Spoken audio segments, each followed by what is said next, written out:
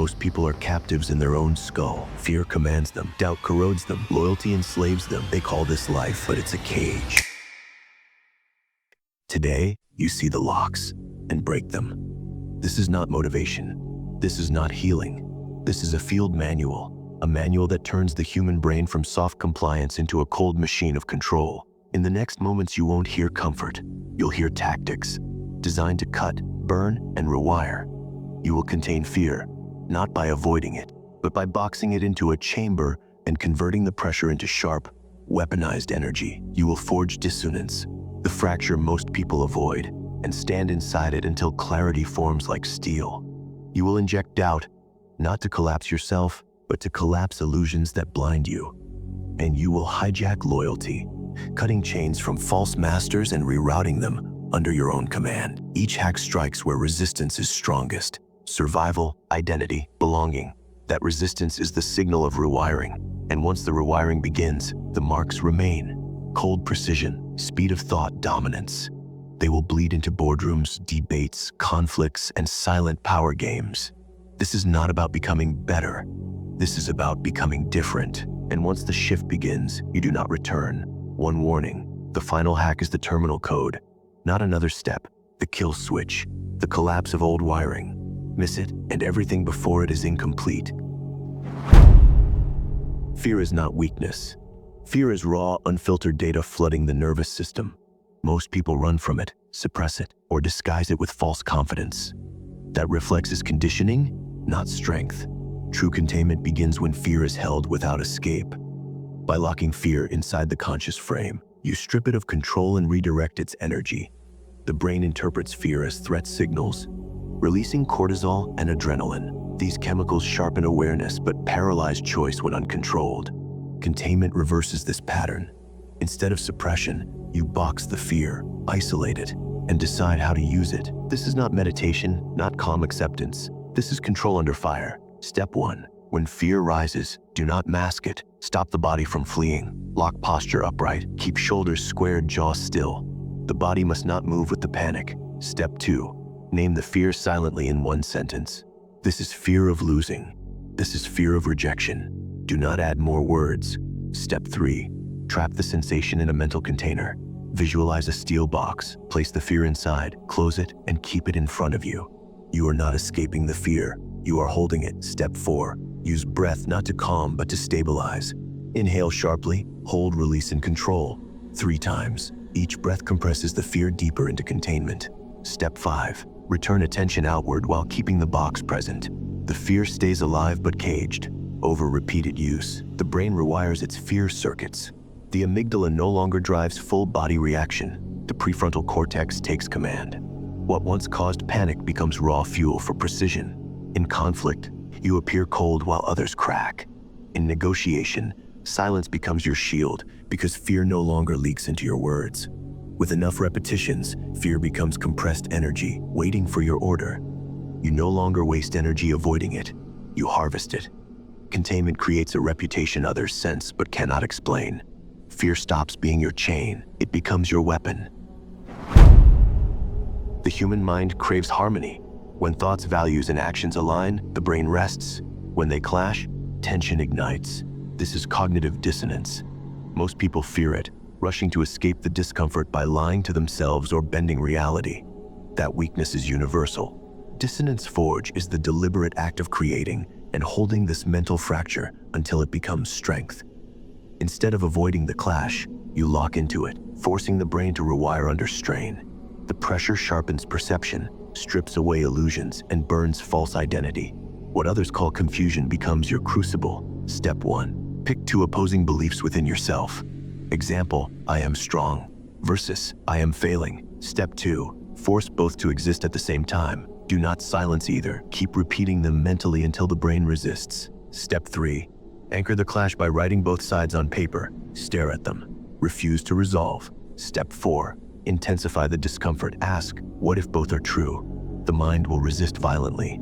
Hold the tension. Step 5. When the body pushes to escape, through distraction, excuses, or fake optimism, reject the escape. Keep the fracture open. This is the forge. Over time, the brain adapts. Neurons once desperate for resolution build tolerance for contradiction. The prefrontal cortex strengthens as it wrestles opposing truths. While others collapse under internal conflict, you become unbreakable in paradox. You no longer need alignment to act. You can move in chaos with clarity. This creates an aura of unpredictability. Enemies cannot read you because you exist in both worlds at once. The tension that once destroyed you becomes the heat that forges steel. Dissonance no longer shatters your mind, it sharpens it.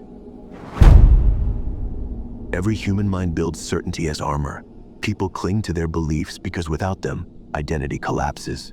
Doubt injection is the weaponized strike against this armor. By deliberately planting questions into a rigid thought, you create fractures that expand until certainty corrodes. The brain resists because doubt threatens safety. It creates unease, hesitation, and loss of control. That discomfort is exactly the force you harness. Instead of treating doubt as weakness, you make it a blade. Doubt becomes a virus, small, unseen, but spreading until the system breaks and rebuilds on your terms. Step 1. Choose a belief or conviction, yours or another's. Step 2. Ask a single destabilizing question. Example: what if the opposite is true? Do not answer. Step 3. Repeat variations of the question daily, never offering closure. This keeps the brain searching, never resting. Step 4. Magnify the crack by introducing evidence that partially supports the doubt, enough to disturb but not to resolve. Step 5. Withdraw. Leave the target, or yourself, alone with the unanswered fracture. The brain will struggle replaying, reanalyzing, draining energy. Each cycle deepens the gap. The outcome is erosion of blind confidence. Over time, the brain adapts to uncertainty. For yourself, this builds resilience, making you immune to collapse when answers are unclear. For others, it dismantles their mental footing, leaving them dependent, suggestible, and open to redirection. What begins as discomfort ends as leverage. Doubt no longer paralyzes you. It becomes your weapon. The mind that once demanded solid ground learns to walk on shifting sand. Loyalty is not love. It is dependency disguised as devotion. Every human brain is wired to bond with tribes, leaders, or ideals because belonging means survival. Loyalty hijack is the act of severing those bonds and reattaching them to a new anchor: you. The brain resists because betrayal feels like death. Yet once cracked, loyalty can be redirected. You do not destroy the need for loyalty, you reprogram its target. Step 1. Identify the existing bond. It could be a person, group, or belief. Step 2. Expose flaws, small betrayals, hidden weaknesses, contradictions. Do not attack directly. Let the subject feel the fracture as their own realization. Step 3. Offer yourself as the stabilizer. Position your presence, your system, your code as the replacement for what was lost. Step 4. Reward small shifts in alignment. Each time they lean toward you, reinforce it with approval, certainty, or privilege. Step 5. Demand proof of loyalty, silence, secrecy, or sacrifice. Each test strengthens the chain. Over time, the old bond decays while the new one hardens. For yourself, hijacking loyalty rewires your brain to detach from false anchors and attach only to systems of power. For others, it chains them to you, not out of choice, but out of rewired survival instinct. Loyalty becomes a tool, not an accident. The devoted stop asking questions. The dependent stop resisting. Their survival becomes your command. Before the hack, the mind is scattered. Thoughts collide like static signals, unfocused, impulsive, reactive.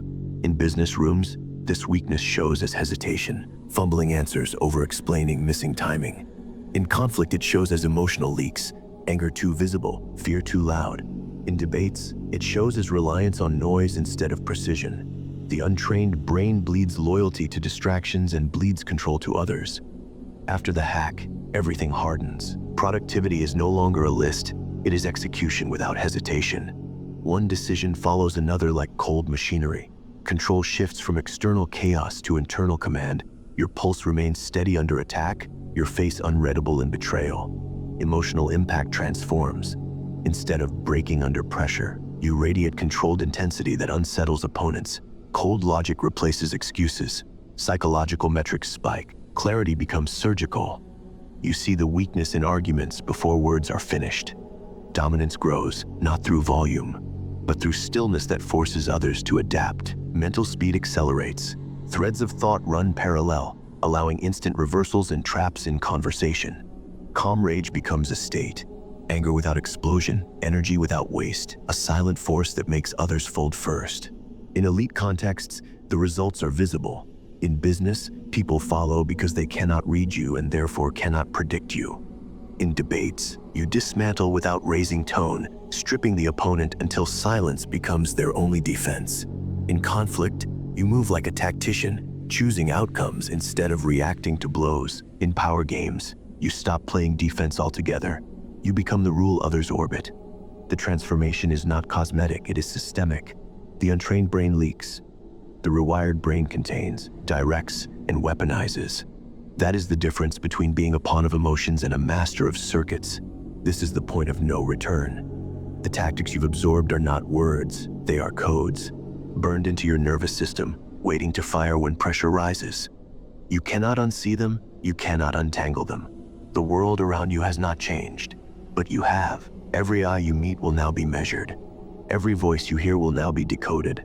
Every conflict, every silence, every manipulation, exposed before it touches you. You will notice the difference in small fractures first, a hesitation in their voice, a flicker in their eyes. Then you will notice the larger breaks, the room bending toward your calm while others drown in noise. Do not mistake this for the end. It is only the opening sequence. The final code is not given. It is lived through control, through precision, through the relentless refusal to collapse. You weren't supposed to know this, but now it's inside you.